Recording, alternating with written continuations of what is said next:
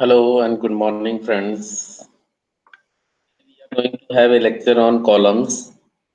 In real life, you have seen the columns. Columns आपने घरों में भी देखे होंगे, buildings में भी देखेंगे. What is a column? You can see from a picture depicted here. Column is a vertical structural member. It transmits the load from ceiling or roof slab and beam, including its self weight to the foundation.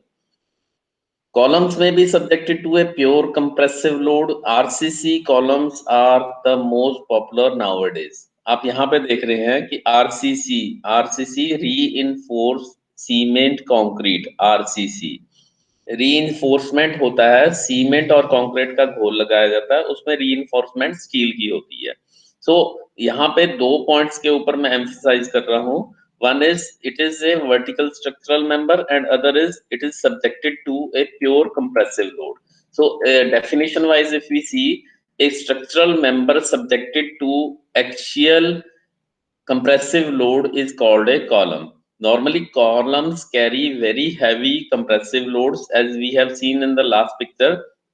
The columns carry primary axial load and therefore are designed for compression mostly. Columns are used in concrete and steel building. Additional loads from snow, wind, or other horizontal forces can cause bending in the columns. Columns then need to be designed for axial load as well as bending. So you can see here in the picture the column forces क्या क्या है. इसके ऊपर F जो है that is external force लग रहा है. The F is external force, maybe from the roof or some beam जो ऊपर से आ रहा है. तो ये बीम को भी ट्रांसफर करता है और बीम से लोड भी कॉलम के ऊपर आ रहा है, जो कि W कॉलम एक्सटर्नल आ रहा है. एंड R1 इंटरनल इसका अपना भी नीचे से भी आ रहा है, रिएक्शन जो आ रहा है, and it is transmitting to the soil through the basement catchment area. And there are some horizontal loads, as we can see here, which are caused by wind, snow, seismic or internal building load. The column load transfer from beams, as we can see here, B1 and B2 are the beam, and these are having reaction from the column, and it is also transmitting, the beams are transferring load to the columns also. So in elevation on plan we can see this. The real world examples, we can see bridges in the on the river or any other structural member which is supporting a horizontal member is known as column. The vertical member which is loaded with a compressive load. So even the chair shown here in the example has a column. It may be long or short, we will discuss it later. The types of columns are of three types: long columns, short columns, which are also known as struts. Then there are intermediate columns. Now how we do we define long column? When length of column is more as compared to its cross sectional dimension, it is called long column. So there must be some formula. हम किसको long कह सकते हैं, ये नहीं है कि लंबा वाला बहुत लंबा है. So the long column, the ratio of effective length to the r minimum is the radius of gyration. So radius of gyration, अभी आप roughly ये मान लीजिए कि एक जो क्रॉस सेक्शन डायामीटर का रेडियस है उसको अभी मान लीजिए, लेकिन हम आगे हमने कर भी चुके हैं इसमें कि रेडियस ऑफ gyration क्या होता है. तो अभी LE is the effective length of the column and R minimum is the minimum radius of gyration. Now there are three conditions. A long column is subjected to bending moment in addition to the direct compressive stresses. There are compressive stresses. Compressive stress लग रही है beam से, लेकिन उसके साथ साथ वो buckling कर रहा है या बेंडिंग भी कर रहा है, बेंडिंग मोमेंट भी लग रहा है, जो कि बेंडिंग मोमेंट हम स्टडी कर चुके हैं. The load carrying capacity of a long column is less than a short column. अगर छोटा कॉलम है तो उसकी लोड कैरिंग कैपेसिटी ज्यादा होती है as compare to long column, because long column अपने ही लेंथ की वजह से उसके ऊपर बेंडिंग मोमेंट ज्यादा आता है. The load carrying capacity of a long column depends upon slenderness ratio, and slenderness ratio increases the capacity of column. As the slenderness ratio increases, then the capacity of column decreases. Now slenderness ratio में हम बाद में देखेंगे। Here in picture we can see long column on front of building in the White House Washington. आपने देखा होगा Washington का white house देखा होगा, तो इसमें आपको बिल्डिंग के आगे ये दिख रहे हैं जो लॉन्ग कॉलम्स हैं जो कि सपोर्ट कर रहे हैं उसको बिल्डिंग को। So these are very long, और ये लॉन्ग की डेफिनेशन हमने पढ़ी है, it is L E over R minimum. L E is effective length over radius of gyration. Now short column क्या है? When length of column is less as compared to its cross section dimension, it is called short column. और यहाँ पे ये जो ratio है L E over R minimum slenderness ratio जो हम डिफाइन कर चुके हैं, इट इज लेस देन 50, या अगर डायमीटर की केस में लिया जाए तो L E over D is less than 15। The crushing load, एक और डेफिनेशन आई है crushing load. The load at which short column fails by crushing is called crushing load. Crushing load, छोटा कॉलम है वो crushing load से ही fail होता है। Long column crushing plus crippling load या बेंडिंग मोमेंट से भी फेल हो सकता है, लेकिन छोटा कॉलम जो है वो बेंडिंग नहीं होगा, वो सिर्फ क्रश होगा, तो वो सिर्फ क्रशिंग लोड से ही फेल होगा। इंटरमीडिएट कॉलम, उनकी जो हमारी लेंथ इफेक्टिव है that is between 4D to 30D। 4D से लेकर 30D के बीच में उसकी लेंथ होती है, या फिर उसका जो हमारा रेशो है slenderness ratio, critical slenderness ratio, वो 30 और 100 के बीच में होता है, 30 and 100। Now what is this slenderness ratio? मैं बार बार इसको डिस्कस कर रहा हूँ, let us define this. Slenderness ratio is the ratio of length of column and the least radius of gyration of its cross section. It is often denoted by lambda, and lambda is LE by R minimum. We have already defined LE, effective length over radius of gyration. Now why we are discussing this? The uses of slenderness ratio, it is used extensively for finding out the design loads as well as in classifying various columns. Columns को हम classify कर रहे हैं तीन हिस्सों में, short, intermediate, long. तो यहाँ पे स्लेंडरनेस रेशियो हमने डिफाइन किया है। तो अगर स्टील कॉलम्स में हम करें तो lambda is less than 50, intermediate के लिए 50 और 250 है, लॉन्ग में 250 से अबव होता है। That means length is as compare to जो आर से है उसका 250 टाइम्स होगा। Now why these are important? Long columns under compression can fail either via both buckling as well as crushing. Long column जो है दोनों से ही, मैंने बताया लॉन्ग कॉलम जो है वो क्रशिंग से भी फेल हो सकता है एंड बेंडिंग साइडवेज से भी फेल हो सकता है। सो देर आर वेरियस फार्मूलेस, हमारे सिलेबस में दो फार्मूलाज हैं इस फेलियर को कैलकुलेट करने के लिए। Now radius of gyration, it is used to describe the distribution of cross sectional area in column around its sensorial axis. The radius of gyration is given by the following formula. क्या है? R is equal to under root I over A, where I is the second moment of inertia भी कह देते हैं, and A is the cross sectional area. आपने formula ये पढ़ा हुआ है, R is equal to square root of I over A. I is second moment of inertia and A is cross sectional area. तो यहाँ पे आप देख पा रहे हैं कि जब हम बिल्डिंग का डिजाइन करते हैं तो ये हम कॉलम बीच में लगाते हैं, कॉलम बीम को सपोर्ट करते हैं और साथ में गर्डर लगे होते हैं। तो नीचे अगर देखें तो इसकी फुटिंग होती है, फुटिंग जो होती है इस कॉलम को सपोर्ट करती है। ये सिविल वालों के लिए है, हमारे लिए इतना इंपॉर्टेंट नहीं है। देखिए इस तरह से बिल्डिंग होती है, 3D building. Now, how do the columns fail? Failure modes of column क्या है? The column may fail in one of the three conditions. One is compression failure of concrete or steel reinforcement.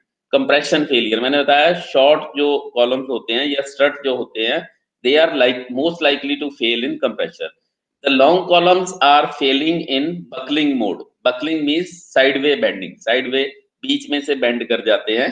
And there is one more method, which is combination of buckling and compression failure. Compression failure is likely to occur with columns which are short and stocky, छोटे हों और थोड़े बड़े हों, thickness में बड़े हों, diameter उनका बड़ा हो, but buckling is probable with columns which are long and slender.